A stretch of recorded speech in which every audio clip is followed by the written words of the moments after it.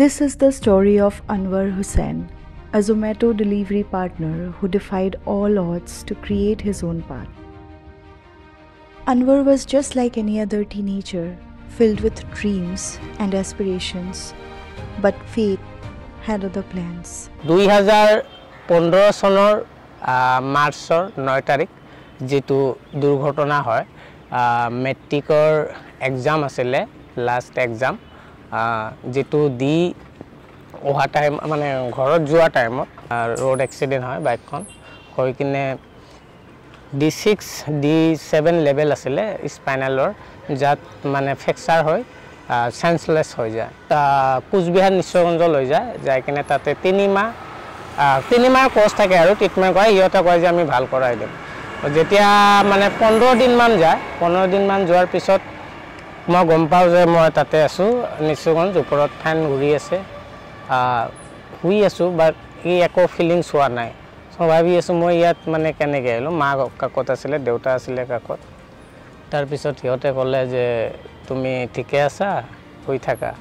তো তাৰ পিছত লাহে মানে তেতিয়া গম পালো যে ভৰি দুখন তো লাগাই নাই মোৰ লগত আছে বুলি মই ভাবাই নাছিলো যে মোৰ হ্যান্ডিক্যাপ হম আৰু এনেকুৱা মোৰ জীৱনটো পিছত এনেকে হুইলচেয়াৰত বা ট্ৰাইসাইকেলত মই কটাব লগা হ'ব হেতু মানে তেতিয়া ভাবা নাছিলো Surely Anwar did lose his legs, but he didn't lose his will to live. বৰ বেছি দুখ হৈ আছিল তেতিয়া যে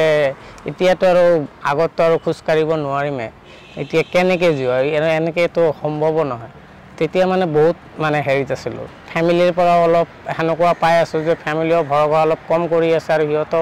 কৈ আছে যে এতিয়া আৰু তাৰ একো কাম নাই তাক হেনেকে জিয়াব লাগিব মই সুইসাইড কৰিবলৈ ডিসিশন ললো দুবাৰ কৰিছো মই সুইসাইড দুবাৰ মানে চেষ্টা কৰিছো দেউতাও ক'লে তুমি যিমানে যি কৰা তোমাক যদি ঈশ্বৰে বচায় মাৰিব তো কোনো নোৱাৰে তুমি যিমানে চেষ্টা কৰা নমৰা তে এইটো হিচাপত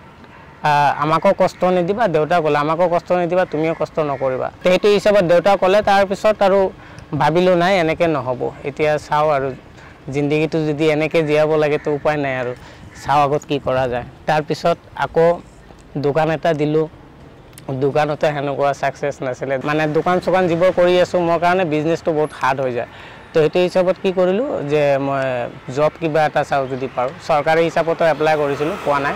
তাৰ পিছত প্ৰাইভেট ভাবি আছিলো ওয়াৰ্ক ইন্ডিয়া এটা আছিল আৰু ইউথ ফৰ জব এটা আছিল দুটা কোম্পানী আছিল তো দুটাতে মই এক্সাম দিছিলো ইউথ ফৰ জবৰ ফালৰ পৰা কলিং দিছিলে জমাটো আৰু সুইগি যে আপুনি কল কৰি এজন মানুহ জয়েনিং দিব তাৰ যেটো ফিজ থাকে 250-300 টকা হেতু আপুনি পাব তাৰ পিছত ভাইটি আছিল মোৰ লগত হৰু আছিল হি জাস্ট তাক এদিন ফাৰ্স্ট জয়েনিং হলো হোৱাৰ পিছত তাক লগত ললো লাকিনে মানে সাম মানে বস্তুটো কেনেকে কি কৰে তো ভাইটিক লগত ললো লৈ কিনে স্টাৰ্ট কৰিলো ফাৰ্স্ট অৰ্ডাৰ আছিল গণেশগুৰি তো ফাৰ্স্ট অৰ্ডাৰ তাতে যাই কিনে যে ফাৰ্স্ট অৰ্ডাৰটো যেতিয়া ললো মানে ৰেস্টুৰেন্টৰ নাম লিখা থাকে লোকেশন ফিট কৰা থাকে লোকেশনত যাই কিনে মানে ৰেস কৰি তাতে তাৰ পৰা মানে ৰেস্টুৰেন্টৰ পৰা মাল উঠাব লাগে আইডি এটা থাকে তো তাতে যাই কিনে আইডি খন কলো ভাইটিক পঠাই দিছো তো ভাইটিক যেতিয়া পঠাই দিছো ভাইটি যা কৈছে যে হি আহিব নোৱাৰে অৰ্ডাৰটো দিব লাগে তো তেতিয়া ৰেস্টুৰেন্টে কৈছে হৰু বাচ্চা ন ভাইটি হৰু বাচ্চা আছিল ৰেস্টুৰেন্টে কোন হয় তেতিয়া কৈছে বাহিৰত আছে তাৰ পিছত ৰেস্টুৰেন্টৰ পৰা হি ওলাই আহিছে আহি কিনে মোক চাই কিনে অৰ্ডাৰখন দিছে দি কিনে আৰু ভাইটিৰ হাতত 50 টকা টিপছ এটা দিছে দি কিনে কৈছে বহুত ভাল কৰি আছে কিন্তু আপোনাৰ ভাইটিক আনিব নালাগে আপুনি নিজে আহিব আহি কিনে তাতে নাম্বাৰ থাকে কল কৰিলে আমি দি দিম তো এইটো প্ৰবলেম সলভ হৈ গল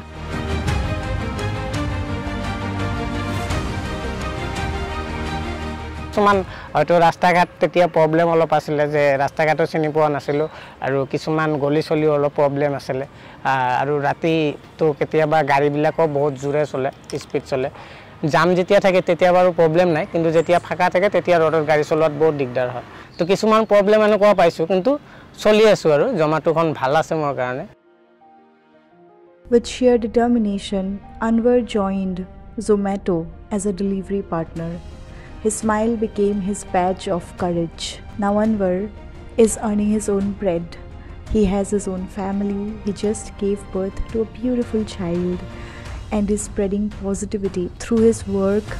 and forward. Kini handicap আছে আপোনালোকে অকল এইটো ভাবক যে আপুনি আছে আৰু আপোনাৰ ব্ৰেইনটো যেনেকুৱা ব্ৰেইনটো আপোনাৰ সুস্থ আছে তো আপুনি ইচ্ছা কৰিলে কিবা কৰিব পাৰে গতিকে মনত সাহস ৰাখক আৰু আগত মানে অকল ভাবিলে নহ'ব মানে আমি সদায় ক'ব লাগে যে অকল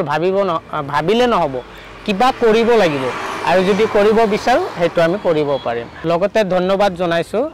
এডভান্সিং নৰ্থ ইষ্ট নেটফি তৰফৰ পৰা যেটো আমাক আজি এই প্ল্যাটফৰ্ম দিছে আপোনালোকক যিমানখিনি জনাৱা সুবিধা পাইছো বহুত বহুত ধন্যবাদ থাকিল